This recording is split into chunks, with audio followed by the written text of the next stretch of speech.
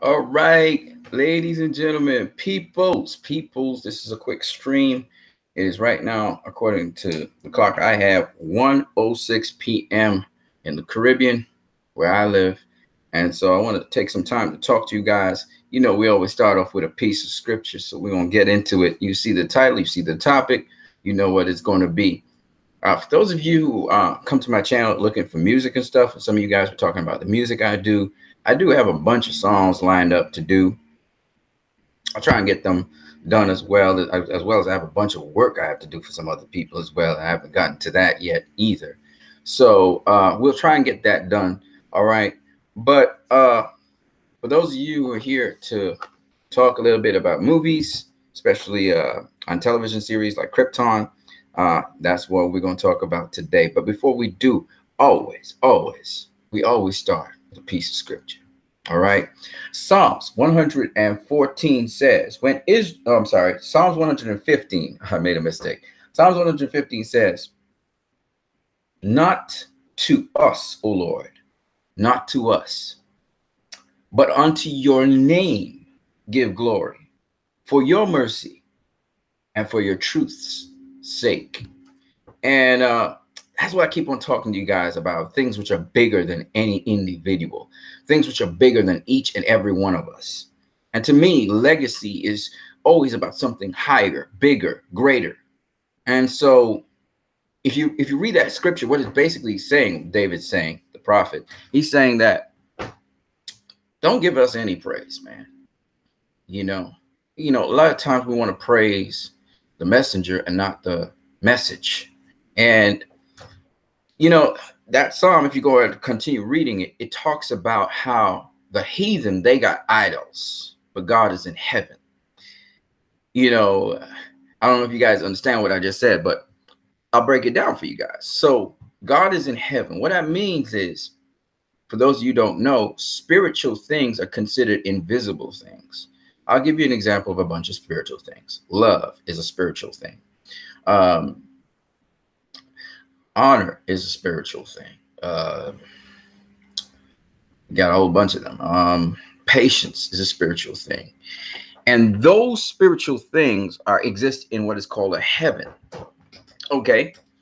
Now, these are, some people call them concepts. I call them virtues. I call them characteristics. And when I think of how we are made in the image of God, these are the things I think of as the image and likeness of God, meaning that God doesn't need to have any particular physical form.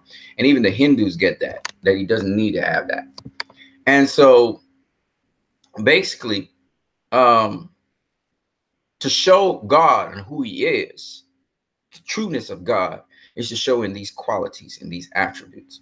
So, I always focus on those things, because from those things, wisdom and patience and equity and justice, and from these things actually comes the successes and the creation of new things and so on. This is what I believe. And these are called spiritual things, in my opinion. Some people call them mental things. It depends on how you perceive the mind. So I want to share with you guys today, if you want to know who God is, look at these attributes. Look at these things. These things define what God is: kindness, love, honor, justice, equity, peace, true peace, not fake peace, wisdom. Okay. And how do you tell wisdom from folly? Wisdom follows certain lines. Wisdom is loving. Wisdom is kind. Wisdom is peaceful. Wisdom is honorable. Wisdom is one that is merciful. So these are the attributes that fit into each other and interconnect. And so if some of those attributes are missing, then you know that this thing is fake. All right. Let's get into what we're going to talk about today. First of all, the latest episode of Krypton was just awesome. It started off a bit shaky for me, with jokes with Adam Strange being put into this place, and they show a flashback where he went to and so on. And basically, they're telling the story up to a certain point from Adam Strange's point of view, which is very interesting how they flush out that character. So they've been basically, if you look at it, they've been telling the story from different people's point of view, Segel's point of view to begin with.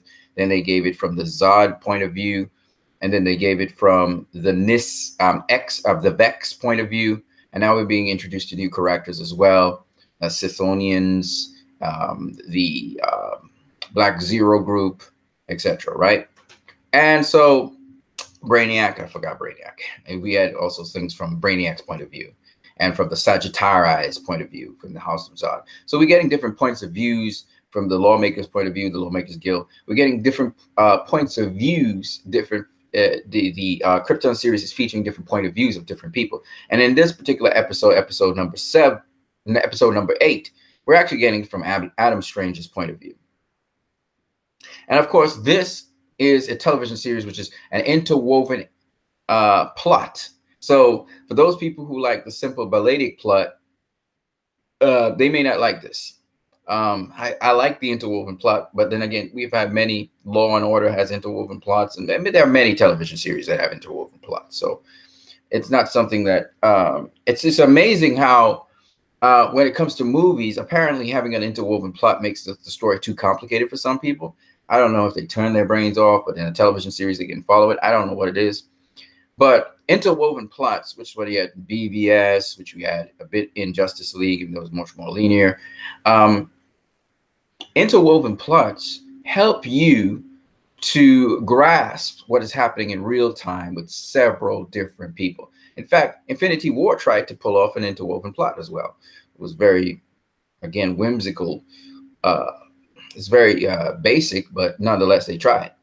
And so the point is that interwoven plots versus balletic plots, interwoven plots, what they do is they give richness, because now there are a number of factors you should be actually thinking about with an interwoven plot. Unfortunately for Infinity War, there was not a whole lot going on except stop Thanos, stop Thanos, stop Thanos.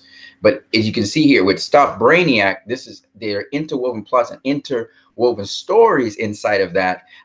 The motivations of the different characters for why they want to do what they do, which was missing from Infinity War. And so when you have different motivations for doing what is happening, that's where the intrigue and then the interest and makes the story very interesting. It's not just the beauty of having a drama versus having just an action movie, an action flick. Action flicks are they're entertaining for a certain bit, but then they just have no lasting value. So we've had a number of action flicks from the MCU. We had Captain America Civil War. We had now Infinity War, right? We had Thor Ragnarok. There's a lot of action flicks, no intrigue, no drama, no real drama. The drama that they have is hollow because the motivations of the different characters, there's no nuance to it, and there's no great interest in different things clashing and then resolving. But when you look at movies such as, say, for instance, you had this movie just very recently, Black Panther. It's pretty intriguing because it's not an interwoven plot. It's a balletic plot. But there are multiple reasons for Killmonger doing what he's doing. There are multiple reasons for the different members of the defense for Black Panther inside of Black Panther's camp doing what they're doing. And then you have the conflict within there where some people are going along for different reasons with the new Black Panther, which is Killmonger. And then we have also this tribe on the outside, which had clashed with Black Panther, and that intrigue and how that would resolve. So again, you may have a simple balletic plot, but the complications in the plot, the subplots in the plot make the story great. And usually these stories, though maybe character-based, are plot-driven stories. All right, so Killmonger was good because of the plot that was driving and the drama that was built up within it, all right, which had multiple layers to it. Similarly with Wonder Woman, though not as elaborate as, say, a Black Panther story, had, again, the drama in there. And again, these subplots have social commentary on them, which is what makes Wonder Woman very interesting. I mean, you know, and Patty Jenkins pretty kind of touched on those things, but it's not an interwoven movie at all, not in any shape or form. Man of Steel is not an interwoven movie either. But when you look at, say, Batman v Superman, where there's all these interwoven plots working, and each motivation of each character is a shade difference, it makes for intriguing, interesting adult drama and adult movies viewing. And even though little children can follow the basic story, it's much more elaborate for adults, and adults can enjoy the story a lot more. And so For me, that's what got me really loving Batman v Superman. And then Justice League, again, we have the individual characters from the individual backgrounds and stories and their motivations for doing what they're doing. And again, that's very interesting, all right, to see how they harmonize and work together. So you find that in Krypton, we have, it's very elaborate. It's very, very elaborate. And we're realizing that different characters actually have relationships with other characters. For instance, Darren Vex, he's actually a Sithonian in a sort of way, because he really, his allegiance was really to the god Sithona. And so it's very interesting about that in and of itself, and finding out the background of the different characters. But then you have the social commentary aspect of it. Krypton constantly comments on things in our world and also proposes certain solutions. And so that's what makes Krypton so very interesting and intriguing to me. Now, I gotta say, I don't like certain jokes that just, they totally miss the mark, right? And it almost feels like the CW all over again, especially with Adam Strange's character, which is kind of like the comic relief. And it kind of annoys me, but nonetheless, and it feels like Jeff Johns trying to push something. Maybe Adam Strange is Jeff Johns' idea. I don't know what it is. But some people like Adam Strange because of that. I don't. But nonetheless, Adam Strange, we find out that he actually goes into a certain area, and that he actually stole the transport, the time machine that he actually moves in. Now, that time machine, when he turns that thing on, it's really cool to watch how it crystallizes a certain way and does certain things. And we don't know where Adam Strange is at the end of the movie. I love the cliffhanger with the woman that looks like, oh my God, she looks like a frozen, sort of petrified, yet it's very horrific how, you know, they've been incorporating horror elements into Krypton, and I really appreciate that. And one of the horror elements I saw in Krypton was where, you know, the end of it, where, you know, Adam Strange is somewhere, I don't know where he is, and the little girl, of course, this is so much, I'm going all over the place, so with Krypton, but the little girl being the child suicide bomber was really cool. And then again, that brings back memories of Palestine and children used in war and all of that crazy stuff, and how they get brainwashed and indoctrinated. And it's a whole story in itself on that. But what was really cool about it was how they took that and actually used that against the rebels. Because remember, there's now a rebel alliance. There's a rebel alliance, basically. So Krypton has an interesting twist and turn. Adam Strange, he's looking to murder General Zod. That's what his purpose is, to murder General Zod. He's going in to murder him, and that's very interesting as well. Don't forget, you can leave your comments in the comment section right at the side here. Comment section in the comments on the side here. I don't know how many of you are actually online at this point in time, but give a shout out. I'll also respond to you in the comment section. Let me just put up the link so you guys can see that. I don't have much more time. I have to go through all this material in a short space of time. I'm going to try my best to sort out everything and get what I have to say to you guys as quickly as possible. But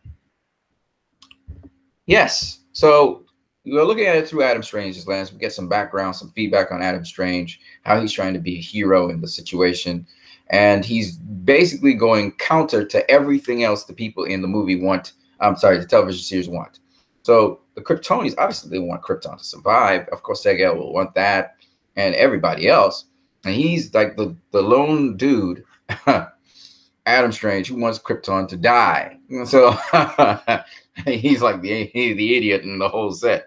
Obviously, the Kryptonians don't want Krypton to die. That's not cool at all. So General Zod at this point in time still looks like he's, at least to me, he's doing nothing wrong. Of course, it's starting to pan out that it looks like he wants to take over Krypton, which is also very interesting. So we'll see how that goes down. But then again, we have an additional character who has come in now, the leader of Black Zero, who turns out to be a woman. And she's had a relationship. She was friends with Darren Vex. Surprise, surprise. Okay, she was friends with Darren Vex, just like Val-El was. And we know Darren Vex, he's a survivor. But Nyssa Vex doesn't just want to be a survivor. And I find that very interesting. And again, the concepts in this movie are interesting. If you and I don't just want to survive, we don't want to just stay alive, now we actually stand for something. We stand for something. And in this Rebel Alliance, these people have taken a stand for something. Now, the motivations of the different people in the Rebel Alliance, they're varied. But what is interesting is all of these people are willing to serve something that's bigger than themselves. They have ideologies behind them, which is why they formed this alliance. And they all want to do the same thing. They want to stop Brainiac from affecting Kandor and attacking Kandor and defeating Kandor. That is what they all agree on. And I find that very interesting because that is very much what in the real world happens. People have their different agendas, but they form these leagues and alliances with each other in order to serve a greater purpose. And we see it on both sides of the aisle, say, for instance, in the Senate and the Congress of the United States of America. And people have all kinds of nefarious reasons for doing what they're doing. But the point is, this is what we're seeing in Krypton. And some of the partial revelations of what the intentions of different characters could be is starting to show up. Now, what is very interesting about this, again, the plot thickens with, well, can it thicken more? Krypton is that I'm probably not really spoiling Krypton. At the same time, I'm kind of spoiling it. I don't know if you guys know. But what is interesting about Krypton is it fits into David Goyer is brilliant at writing because it fits every single thing that I like. And I just did a piece there on how Krypton kind of filled in, and it was, you could tell it was inspired by The Matrix, where in Krypton you see the Brainiac. You see Brainiac actually absorbing the energies from the Genesis chamber. So in the Genesis chamber now we see Brainiac, and he's taking the energy from all of the young infants, the little fetuses and all the little babies that are being grown in the Genesis chamber. You do understand this is a direct callback to the Matrix in terms of the situation of where the machines, and remember Brainiac is a machine.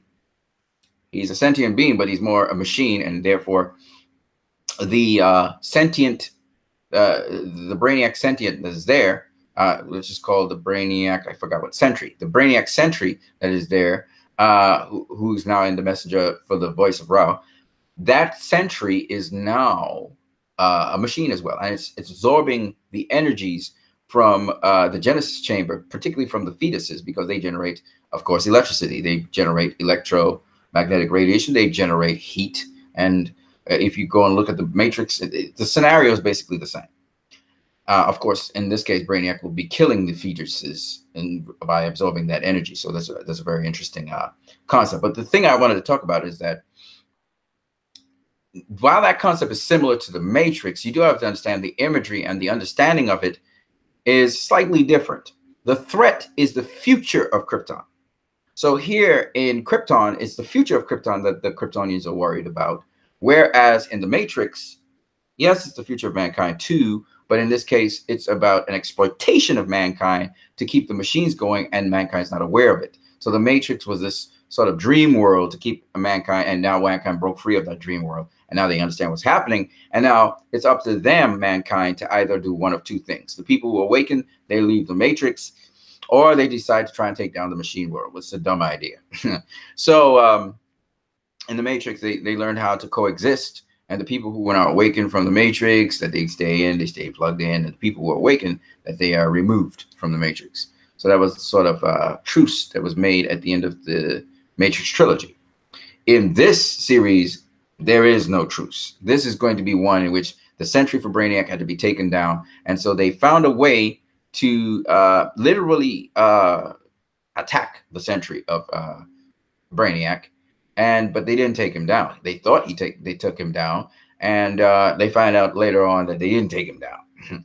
Well, no, actually, they haven't found out yet, but they're looking for him, and he's already up and running. And then we see the child suicide bombing, which I find is very risky to do in a TV show, but it shows the adult themes are definitely there. They're not pulling any punches when it comes to the plot. When it comes to some of the, and of course, multiple characters have died already on this show. But when it comes to some of the way how they approach certain things, it turns me off a little bit, especially the sort of kiddie CW-ish like approaches to certain things that I just don't like. But it is what it is. But it does have that nice adult themes, really nice, solid, meaty plot that kind of brings me back, and I'm like, okay, yes, I can go with this. And the plot really thickens nicely, and so I just go with the movie. Let's see what you guys have to say in the chats. Not movie, television series, sorry. Let's see what you guys have to say in the chat section. Let me see if I can pull up the link. Oh yeah, I have the link here already. So let's, if you guys have made any comments. Oh, nobody's made any comments. People have liked stuff, but they haven't made comments. Okay, fine.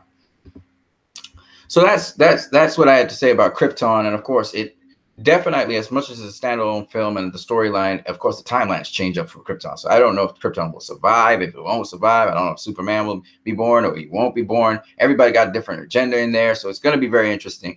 But what I wanted to comment on was the fact that Krypton, I find that Krypton, the future and the balance of Krypton and all of these things, while very, very interesting, I'm interested in seeing how they handle the situation with other cities, with other parts of Krypton. And I want to see if they'll expand. Well, they are expanding outwards. We already see they've gone to the satellite underground cities outside of Krypton, so that's pretty cool. And I wouldn't be surprised they start to talk, because they talked about Kryptonia. So I would love to see them expand outwards to Kryptonia. And it's apparently General Zod gives a history where he was in Kryptonia and so on and so on. Kandor is no longer there, of course. And Kryptonia is probably the place where Jor-El and Zod, and he even talks about his history with Jor-El, which is very interesting as well. So on the television series. So we're getting more and more fill outs between you know, and some of the stuff is parallel with Man of Steel, some of it is not. Like I said, it's a prequel to Superman, not necessarily a prequel to Man of Steel. So they went with a slightly different approach to it, and it's not a problem for me. Okay. And I could tell that Jeff Johns kind of dialed down what David Goyer was really going for, which is okay. Again, they did it with Justice League. They're doing it with Krypton. Okay, fine. It's just that certain things feel a little bit childish. And I think if they really want to really push Krypton as Krypton, I would suggest to them that they tailor certain things to make it more believable, to suspend the reality, and please don't throw jokes in certain places. Like the earlier episodes, they threw jokes in at the right time, the right space, and right place. In this case, with Adam Strange, particularly, it really annoyed me, his dialogue with the people who, you know, allowed him to use the Zeta beam to go wherever he was going. It was a bit annoying. Because Adam Strange, again, you don't want to dial down the significance. And these people are much more powerful than Adam Strange. He doesn't make demands to them. So I find that was kind of unrealistic. But nonetheless, the rest of it so far has been good. And, you know, I mean, it is a TV show, so it's not a full-fledged movie. So I can't expect it to be more than they had in their budget. So other than that, man, it's been pretty good. The CGI in terms of for TV has been fantastic, with the little girl blowing up and everything. That was very interesting. It'd be nice to see a little blood in there splattered all over the place and some flesh. But hey, it is what it is. You know, you can't get that, you know, but they're going for the horror elements as well. And they even borrowed some, the lady who's doing the soundtrack for this thing, she's the musical director. She's even borrowing elements from The Matrix, the actual musical score of The Matrix. At certain points, you feel it there. And then she got that pulsating thing with Hans Zimmer would pulsate stuff in Man of Steel. She kind of combined the two to get this new refreshing kind of feel. And she doesn't really bring a conclusion to certain parts of it, which I also find very interesting. So the musical score itself is quite intriguing. It's not definitive. It's not memorable per se, like in very memorable, but it's intriguing nonetheless how she creates that ambience throughout the movie. So that's something else I kind of dug. You know, I saw the slant they were going with, and I kind of liked it. Yes, talking about the DCEU. Well, there's a bunch of stuff. Well, there is one of you here who's been commented last time on my channel. I'm trying to remember your name. I think it was J and A or something like that, JTA or something like that. And you brought up some very interesting observations the last time. And so I just wanted to discuss a little bit about the DCEU in terms of some other things that are happening. Now, the DCEU has been sometimes unfairly critically assessed by certain people, and other times very fairly critically assessed by other people.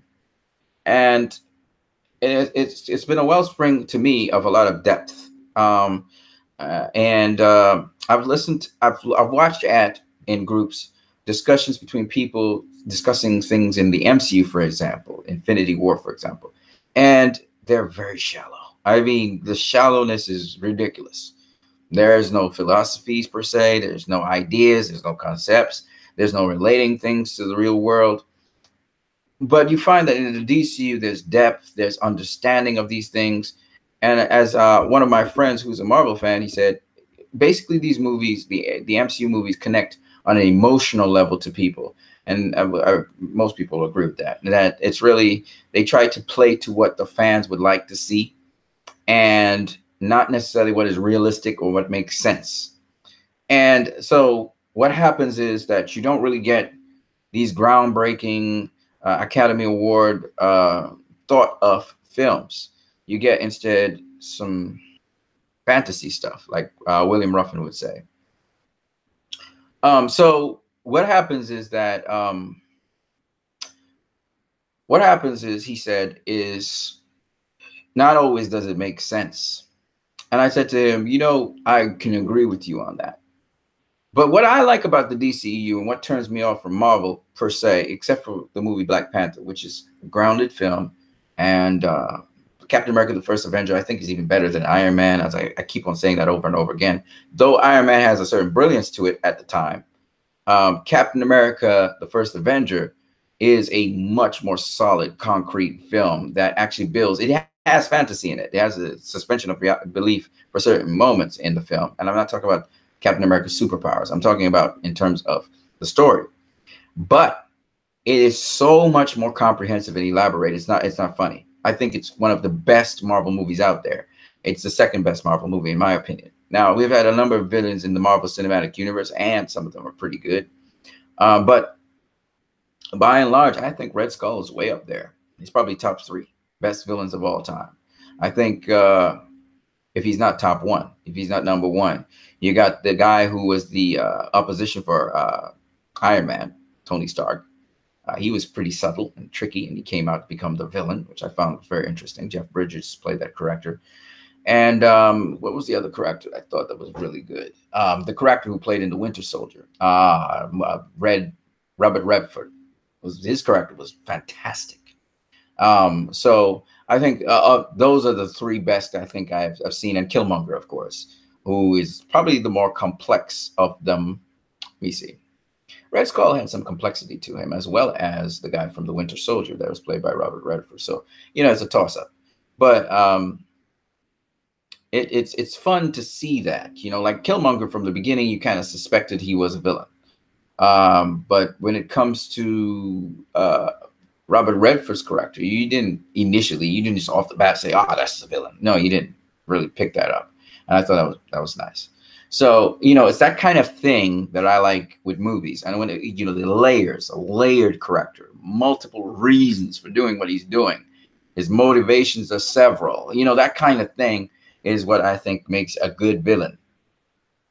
So, of course, his powers, how he uses them, and all of that. You know, there's a lot of variables to a good villain. But at the end of the day, that's not what I was going to talk about. I was talking about the DCEU. So the DCEU, when you look at, say, for instance, Krypton, how it borrows a lot of things from the DCU and some of the best stuff from the DCU. If you look at the DCEU conceptually, which is my thing, of course, because I'm much more mature. Much more mature people want things which can serve them in some way in their communities or in their lives, or just inform them of some very interesting things. And I think the DCU falls along the lines of what Christopher Nolan was doing with the Dark Knight trilogy, and with other genre movies, which, you know, dealt with more adult themes and relevant things in the world today, to give consciousness, awareness, commentary on things. I always like movies like that. And that's what the DCU brings to the table, which is why I really am not interested in the MCU at all. I mean, the saving grace was Black Panther. Everything else just really annoys me because it doesn't make sense. It's not logical. If you try to break it down, the movie breaks into pieces. And the only way they try to patch the movie together is with jokes. They know what they're about to say is ridiculous, so they use a joke to cover it because they have not delved deeply. They haven't thought deeply about the characters and what they represent. The DCEU has taken the time to delve deeply into the characters. And so we know what the characters represent. We know their journeys. And because they take it with a serious approach to superheroes and Superman, it actually makes us think it's possible for us as human beings to share some of those attributes. And to me, that's what you want. You want an inspirational something that is realistic, grounded in what is actually happening in the world today, that is relatable to us. And so for me, the DCU has done a fantastic job with that. We've had the movie Logan of late, and people are talking about how it was great. It was serious, rated R and stuff. But Logan is not as translational.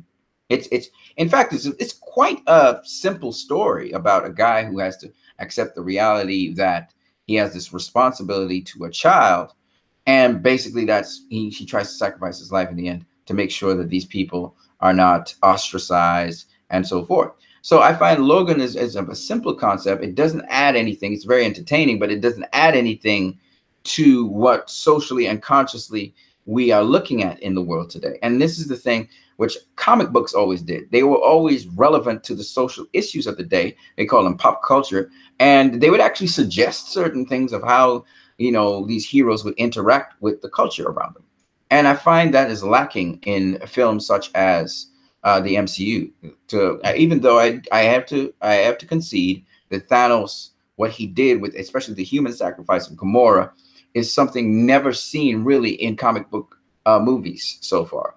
His sacrifice of Gamora shows human sacrifice, even though Gamora is not a human, and that is a part of people moving in upward mobility in the industries, even in entertainment industry. And I thought that was pretty unique. And I thought you can give them props for that, discussing that aspect. So, like I said, the DCEU, what I wanted to talk to you guys about with the DCEU is that. And then I want to talk to you guys about something else, which is called talking about DC fans. And a good portion of DC fans are awesome people. Most of them, for the most part, are cool people. They don't really try to castigate or put down anything else. They focus on DC. They like their product, their line. They may even like some Marvel movies, or they may even like DC and Marvel. But of late, we've had these fake DC fans who are really Marvel fans who are saying they like DC, but they don't like any of the movies in the DCEU. They like Christopher Nolan's Batman, and they like nothing else from the DCU except for maybe some comics that they saw. They're not comics, sorry, animated series they may have seen on TV. These I do not call real DC fans. Now, William Ruffin may disagree with me on this because we may have separate opinions on this matter, but I quite frankly don't think of them as DC fans. I think of them as Marvel fans. They like Marvel. For instance, I am not a Marvel fan. I tell people I'm not a Marvel fan. I may like some Marvel movies, but that doesn't make me a Marvel fan. I may have read some Marvel comics. I may like Spider-Man in the Marvel comics, but I'm not a Marvel fan, right? And that's very important for people to understand. You may like one or two Marvel movies, but that's not what you're into. And so you must know what you are a fan of. And then we have these so-called DC fans who are Batman fans. And they're Batman fans only and solely because Batman has been in the media and in movies for a very long time. And no other comic book hero really, for DC at least, especially movie-wise, hasn't been out there for a very long time. If you went back to the 70s, you'd probably be a Superman fan or a Wonder Woman fan. You wouldn't have been a Batman fan, right? And then late in the mid-70s and onwards, you might have been a Batman fan because of Adam West. So people tend to copy. They tend to be sheeple. They follow what is popular out there. Now, you ask somebody if you're a Black Hawk fan or you're a Hawkman fan or a Hawkgirl fan, or, as you start to get into the real comic books and the people who actually read comic books, and then you begin to realize, okay, now we're getting to the real DC fans. And you can be a fan of a DC character and not a DC fan. So some people, they love Marvel anything Marvel except for the comics they haven't read, but anything else Marvel that they love Marvel, right? But they say, oh, I'm a Batman fan, so that makes me a DC fan. I like DC Marvel. No, you don't. No, you're a Batman fan because Batman has been popular and Batman's everywhere and Batman comics are there, even though you probably never read a Batman comic, but you say you're a Batman fan. And a lot of them don't know the Batman lore or anything like that, but they call themselves a Batman fan. How can you be a fanatic of Batman and you haven't delved deeply into him? A fanatic delves deeply into something. That's what a fan is. A fan is a fanatic. You're fanatical about something. So you're not really a Batman fan either. So you're not a DC fan. See, that's the thing. People need to know what a DC fan is. Why I say this is because I've seen people now, especially Marvel fans, walking around saying, I like Marvel and DC. But, you know, the DCEU is terrible and stuff. And it's not true at all. You don't like Marvel and DC. You don't. You don't like Marvel or DC. You like Marvel. You like Marvel. You don't like Marvel and DC. This is totally different. Otherwise, you like the CW, which is on TV. And that's marvelish. But you don't. You bash the CW. The same thing that Marvel is doing in the cinema is what the CW is doing, because there's a lot of Marvel writers for the CW. You know, the marvelous feel of Adam Strange in Krypton, which I feel is credited to Jeff Johns. That feel is like the CW's feel.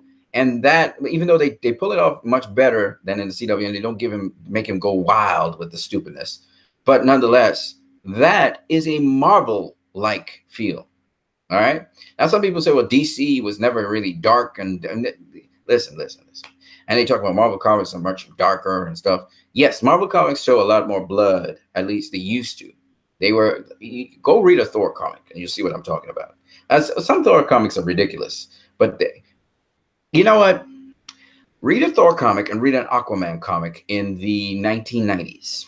They're both as crazy as possible. And the reason is because wacky as hell. I mean, zany, like kaleidoscopic zany. Like Thor comics are out there. And they are weird. Okay? And if you ever read an Aquaman comic in the 90s, it's equally as weird. Okay? My point being this. You can't just speak about a whole set of comics over so many years and say that these comics were light and these comical characters were dark. It's not really true. Now, Super Friends on television was light.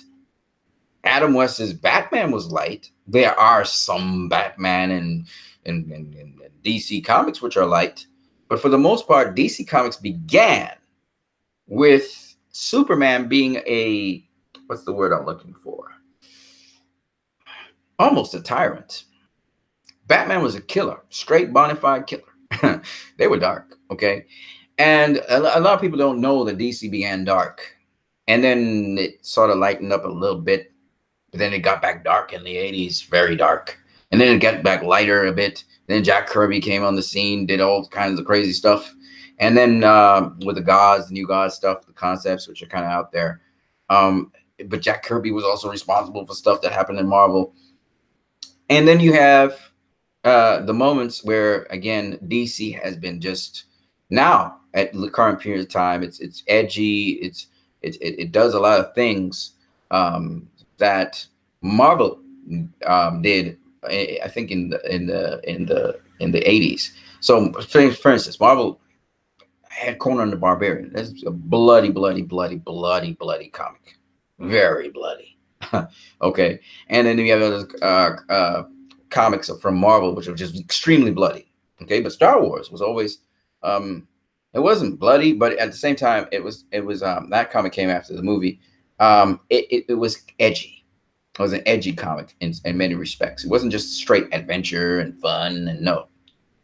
And we've had a number of other comics, Knight Rider comics and so on, that have nothing to do with Marvel and DC. But the point is, what I'm trying to make is that these Marvel fans try to come out and say that Marvel was dark and so on, and DC was light. And it's not necessarily like that, okay? For those of you who have read comic books. Now, in terms of movies, the first DC movie was pretty light and fluffy. That was Superman. Okay, and we had a couple other Superman comics that came, movies that came out, and also we had Supergirl that came out. But when Batman 1989 came out, that shit was dark. Okay, and we even had an Adam West movie. It was dark. Okay, and that began the age of dark comic book movies. Okay, you know, we got Blade, and we got, there was a Marvel comic, and we had a bunch of others that were pretty dark, X-Men and so on. But you have to understand, the first dark movie was a DC movie. The first light comic book movie was a DC movie. In other words, DC movies have been able to go the spectrum. They have been able to do light things and dark things. The first comic book TV series was DC. Okay? And that first comic book TV series was, yes, it was Batman. And Batman was portrayed as dark. But then when we got to Wonder Woman, which was the next television series, not cartoon now, television series, that was lighter. Now, but we had Wonder Woman television series before that. They just didn't do as well. And one of them was just straight up funny, and that flopped. It was a pilot. And then the other one was kind of serious, kind of like Bionic Woman, kind of serious. She didn't have the powers. It was espionage. It was a lot more serious. And then we finally got Linda Carter's version, which was much more lighter. Okay. But then after that, again, we come to television series. So DC's had both sides of the spectrum when it comes to entertainment. And when it comes to cartoons, again, DC starts off with Superman, which is an adventure cartoon. It was kind of light, but it still had peril in it. He was leaping buildings and stuff. And then after that, we had Super Friends, which was very light. Okay, it was for kids for sure. And then we had Batman. That came off of Batman 1989, was dark. You know, it was edgy. And then we had a bunch of other things after that. So my point being that there's always both sides of the spectrum that have been explored by DC. We had a light Batman Lego movie very recently. It was light, but yet kind of darkish. And it was funny. It was jokes, spoof. So DC's done both sides of the spectrum. So anybody saying that, whether it's comic books or entertainment movies, or it's television, or it's cartoons, or it's even animated movies, which we've seen some really dark stuff with animated movies, Justice League War and that stuff. No matter what you look at, and this is Justice League Dark too, I forgot about that. No matter how you look at it, DC has covered both sides of the spectrum. They've done light stuff, they've done dark stuff. Marvel's early to the game. I mean, they've done some dark movies, they've done some light movies. They've done, I haven't really followed their cartoons. I remember G.I. Joe, that kind of thing. I mean, that's not even Marvel. But their cartoons are generally not dark. Okay. I don't know what their movies, I don't know if they do movies. And then when it comes to their comics, they've had dark comics, and they've generally had more dark, gritty comics. There are some comics which are light, but they mostly did dark, gritty comics. Okay. So at the end of the day, what I'm saying to you is that when you look at Marvel, they're still early in the game when it comes to comics, when it comes to entertainment on television, when it comes to cartoons. They're still early in the game with that. DC's been doing it for a long time, and they've had the whole breadth and width of the spectrum. And DC takes a lot more risks. Okay. Now, why I say all of this is because, again, the so-called DC fans, the so-called Marvel fans, they go out there and they say, well, this is what DC does and blah, blah, blah, blah, blah, blah, blah. And it's not true. See what I'm saying? Simpletons. You got to deal with simpletons. Then the other thing I want to talk to you guys about, let me just check the comment section here. Okay, nobody seems to be saying anything. Am I right here? Or am I wrong? Okay, just checking. All right, I got to get out of here. It's 1:50 already. And moving on here, I'm saying, and I'm moving.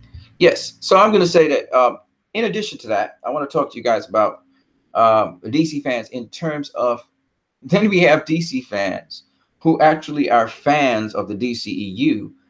And then, you know, it's one thing if you have detractors of the DCEU or detractors of DC properties. But if you call yourself a fan of something, whether it's the DCEU, whatever it is, then we expect you to be supportive of that thing and to understand also be critical of it, but be supportive of it. And we have some DC fans. We saw it recently with Justice League, where when they don't believe something that happens as they imagine it, which is what Batman v Superman. Batman v Superman had a Lex Luthor that people had not seen before. So they were challenged by it. And some people, when they were challenged by it, they decided to badmouth that Lex Luthor instead of trying to understand it. And so they missed a whole set of points. And then you have other DC fans who badmouth things because it didn't go the way they think it should have gone, which has nothing to do with the quality of a movie. And I've seen this time and time again. So with Justice League, because how they envisioned it should be didn't go the way they envisioned, they started bad-mouthing it. And they called themselves Snyder fans. They were not Snyder fans. They never were. Some of them were, but misguided. And these are the people that held the charge. And again, hurt DC. So we didn't even need people outside of DC to hurt DC. Marvel tars and stuff. No, we had our own inbuilt fan base that decided to hurt DC. And we have, of course, the so-called DC fans, like I tell you, they're not DC fans, and that are really Marvel fans that were happy for that and jumped on it. And then we have the DC fans who believe, like William Ruffin was saying, they have the nostalgia of the old DC movies, like Superman 1978, and believe everything should be like that. And again, they're inflexible in seeing and appreciating something new, something different. And I say this because just very, very recently, all right, very, very recently, a person in my group, Justice League Unite, goes on to say he's not going to support Sci-Fi Channel and therefore not going to support Krypton because the Sci-Fi Channel affiliate, somebody on Sci-Fi Channel or somebody on Sci-Fi affiliate said that Superman who snapped Zod's neck should never have done that. That's not Superman-like. And because of that one statement by a dumb, stupid, ill-informed person, this guy is not going to go watch Krypton on Sci-Fi. And the funny thing about it is, Krypton on Sci-Fi endorses Superman snapping Zod's neck because in this present issue, Adam Strange is planning premeditated murder to kill General Zod.